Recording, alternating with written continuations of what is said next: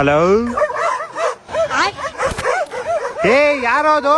ಏ ನಾನೇ ಕಣೋ, ಯಾಕೆ ಕೇಳಿಸ್ತಾ ಇಲ್ವಾ? ನೀನಾ? ಅದೇ ಅನ್ಕಡೆ ನಾಯಿ ಬೋಳ್ತೈತಲ್ಲ ಅಂತ.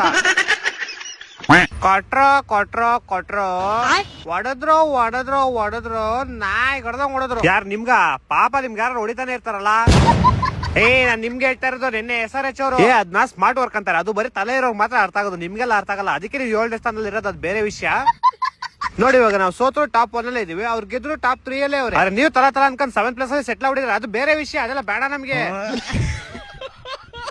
ನೋಡಿ ಅಹಮದಾಬಾದ್ ಅಲ್ಲಿ ನಮಗೂ GTಗೂ ಮ್ಯಾಚ್ ಐತೆ. ಅಲ್ಲಿ ವೆದರ್ ಕಂಡೀಷನ್ ಬೇರೆ ಸರಿ ಇಲ್ವಂತೆ. ಮಿಸ್ ಆಗಿ ಮಳೆಗಳೇ ಬಂದು ಮ್ಯಾಚ್ ಕಿಸ್ ನಿಂತೋದ್ರೆ ನಾವು ಟಾಪ್ 1 ಅಲ್ಲಿ ಇರೋದ್ರಿಂದ ನಾವು ಡೈರೆಕ್ಟ್ ಫೈನಲ್ ಹೋಗ್ತೀವಿ. ಆದ್ರೆ ನೀವು ಮಾತ್ರ ಟಾಪ್ 7 ಅಲ್ಲೇ ಇರ್ತೀರಾ, ಅದೆಲ್ಲ ಬೇರೆ ವಿಷಯ, ಅದು ಬೇಡ ನಮ್ಗೆ.